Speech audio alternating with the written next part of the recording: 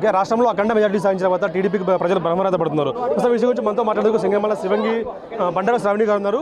Madam, ఎలా అనిపిస్తుంది? ఇంత గెలుపు భారీ ఎన్డీఏకు రాష్ట్రంలో కానీ దేశంలో కానీ భారీ మెజార్టీ వచ్చింది, ఎలా అనిపిస్తుంది మేడం? చాలా సంతోషంగా ఉందండి. మీరు చూస్తూ ఉంటే సంతోషాన్ని ఎక్స్ప్రెస్ చేసుకోలేని విధంగా ఆంధ్ర రాష్ట్ర ప్రజలందరూ కూడా ఉన్నారు. వన్ సైడ్ కూడా ప్రతిపక్ష హోదా లేకుండా ఈరోజు చంద్రబాబు నాయుడు గారిని ఆశీర్వదించిన ప్రజలందరూ కూడా ఈ రోజుకు ఈ ఆంధ్రప్రదేశ్లో జరిగిన ఎన్నికలు ఆంధ్ర రాష్ట్ర ప్రజలకే అంకితం అని కూడా ఈ సందర్భంగా తెలియజేస్తున్నాను. ముఖ్యంగా సింగనమల నియోజకవర్గంలో ఎన్నడూ లేని విధంగా ఎక్కడా కూడా ఈ 5 సంవత్సరాలు ఇబ్బంది పడినారో వాళ్ళందరూ కూడా ప్రజలందరూ కూడా వాళ్ళ ఆడబిడ్డగా నన్ను 3వ తరంగా మేము మా కుటుంబం అంతా కూడా తెలుగుదేశం పార్టీకి పనిచేస్తూ ముందుకు వస్తూ ఉండి నా మీద నమ్మకం పెట్టుకొని ఇన్ని వేల మెజారిటీతో నన్ను గెలిపించినందుకు సింగనమల నియోజకవర్గ ప్రజలందరికీ కూడా ఈ విజయాన్ని అంకితం చేస్తున్నాను. 5 ఏళ్ళుగా మీ మీద కానీ మీ కుటుంబం మీద కానీ రాష్ట్రం చంద్రబాబు యొక్క వ్యక్తిగత జీవితం కూడా అనేక వ్యాఖ్యలు కానీ సోషల్ మీడియాలో అనేక జుగుప్సకర మాటలు కూడా మాట్లాడారు. అంటే ఇవన్నీ చేసిన తర్వాత గెలుపు రుచి మీకు ఎలా అనిపిస్తుంది? ప్రజలే బుద్ధి చెప్పారండి. మేము ముందు నుంచి కూడా చెప్తా ఉన్నాము, జగన్మోహన్ రెడ్డి చేస్తున్న అరాచక పాలనని, ఆయన చేస్తున్న ఒక హిట్లర్ పాలనని ప్రజలు సైతం తిప్పికొట్టే రోజు వస్తుందని చెప్పాము. అది నిన్న నిరూపించినారు ప్రజలందరూ కూడా. ప్రజల్ని కూడా ఆయన చాలా అలుసుగా తీసుకొని ఏముందిలే డబ్బులేస్తే ఓట్లేస్తారని ఒక అహంకారంతో, అధికార అహంకారంతో ప్రజలను ఇబ్బంది పడేది, ప్రజల సంక్షేమం లేకుండా, ప్రజా పాలన లేకుండా ఇవాళ వాళ్ళని కట్టడి చేసి బానిస బతుకులను చేసిన జగన్మోహన్ రెడ్డికి అదే ప్రజలు ఇవాళ బుద్ధి చెప్పడం జరిగింది. ప్రతిపక్ష హోదా లేకుండా ఇవాళ జగన్మోహన్ రెడ్డిని ఆంధ్ర రాష్ట్రం నుంచి తరిమేసిన ఆంధ్ర రాష్ట్ర ప్రజల విజయం అని కూడా ఈ సందర్భంగా వ్యాఖ్యానిస్తున్నారు. ఈవీఎం ట్యాంపరింగ్ అనేది కూడా తాజాగా జగన్ రెడ్డి మామ రవీంద్రనాథ్ కూడా వ్యాఖ్యానించారు. ఈవీఎం ట్యాంపర్తో చంద్రబాబు గెలిచేట్టుంది, మాకు అనుమానం ఉంది, దీనిపై కంప్లైంట్ ఇస్తామంటూ కూడా ఆయన చెప్తున్న పరిస్థితి. అంటే ఇది ఈవీఎం ట్యాంపరింగ్ ప్రజల విజయమా? ముమ్మాటికి ప్రజల విజయం అండి. మీరు చూసుకుంటే జగన్మోహన్ రెడ్డి అధికారం చేపట్టిన రోజు నుంచి కూడా ఆఖరి క్షణం వరకు కూడా ప్రజల సంక్షేమం లేకుండా పనిచేస్తూ ఉన్నారు. కక్షపూరిత రాజకీయాలు, రౌడీ రాజకీయము, రాజారెడ్డి రాజ్యాంగం తీసుకొచ్చి హత్యలు, దౌర్జన్యాలు, దోపిడీలు వాటిని ఆయన ఎంకరేజ్ చేస్తూ ఇవాళ ఆంధ్ర రాష్ట్రాన్ని కూడా భారతదేశంలోనే కాదు దేశ విదేశాల్లో కూడా తెలుగు ప్రజలందరూ కూడా బాధపడే పరిస్థితిని ఆయన తీసుకొని రావడం జరిగింది.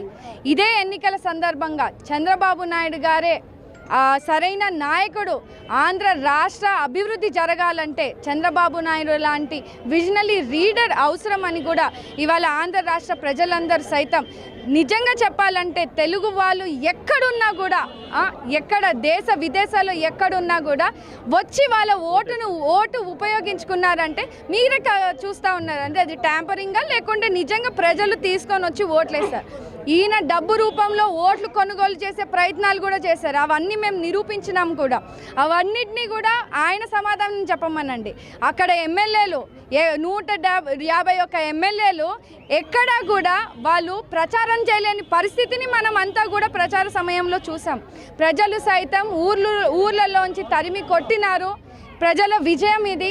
సంక్షేమ పాలన వస్తుంది, మన రామన్న పాలన వస్తుందని, చంద్రన్న పాలన కోసం చంద్రబాబు నాయుడు గారిని ముఖ్యమంత్రిని చేశామని ఇవాళ ప్రజలందరూ కూడా ఆంధ్ర రాష్ట్రంలో ఒక ఉత్సాహంగా ఇవాళ అసలు ఎన్నడూ లేని విధంగా ఇవాళ ప్రతిపక్ష హోదా లేకుండా మా చంద్రబాబు నాయుడు గారిని మేము ముఖ్యమంత్రి చేసుకోగలిగినాము. ఇదే బాబు గారిని అసెంబ్లీకి ముఖ్యమంత్రి హోదాలోనే అసెంబ్లీకి వస్తానన్న మాటని మా తెలుగు రాష్ట్ర ప్రజలందరూ కూడా ఆంధ్ర రాష్ట్రంలో కూడా భుజస్కంధాల మీద మేము మా చంద్రబాబు నాయుడు గారిని ముఖ్యమంత్రి హోదాలో మా గర్వంగా మేమంతా కూడా కూర్చోబెడుతున్నాం. మీ యువనాయకుడు లోకేష్ గారిని పప్పు అంటూ కూడా ఏహేళన చేశారు. అవన్నీ దాటుకొని ఈరోజు మంగళగిరిలో 91,000 మెజార్టీ కూడా సాధించారు. దీనిపై ఎలా? సరైన నాయకుడు మా లోకేష్ అన్నండి. ఎవరికి ఎలా బుద్ధి చెప్పాలో ఆయన పనితీరుతో బుద్ధి చెప్పాడు.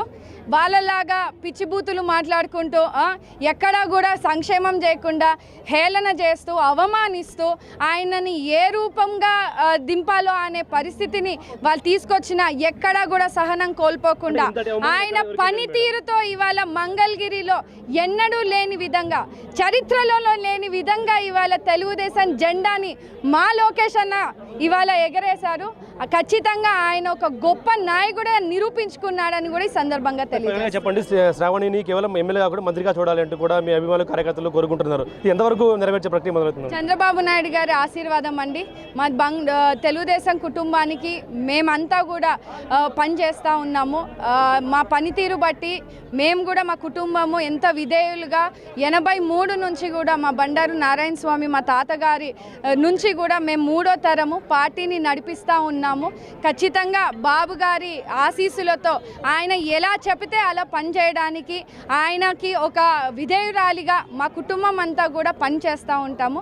నారా లోకేష్ అన్న గారికి, చంద్రబాబు నాయుడు గారికి, పవన్ కళ్యాణ్ గారికి, మోడీ గారికి ఈ సందర్భంగా తెలియజేస్తూ సింగనమల నియోజకవర్గంలో తెలుగుదేశం పార్టీ అభివృద్ధి కోసం కూటమి తో మనం గెలిచిన ఈ బాధ్యతను కూడా నేను బాధ్యతగా స్వీకరిస్తూ అభివృద్ధి పదంగా పనిచేస్తూ మా సింగనమల నియోజకవర్గానికి నా కోసం ఆశీర్వదించి పనిచేసిన ప్రజలందరికీ కూడా నేను రుణపడి ఉంటాను. ఆ రుణాన్ని నేను అభివృద్ధి పరంగా వాళ్ళకి అంకితం చేస్తానని కూడా ఈ సందర్భంగా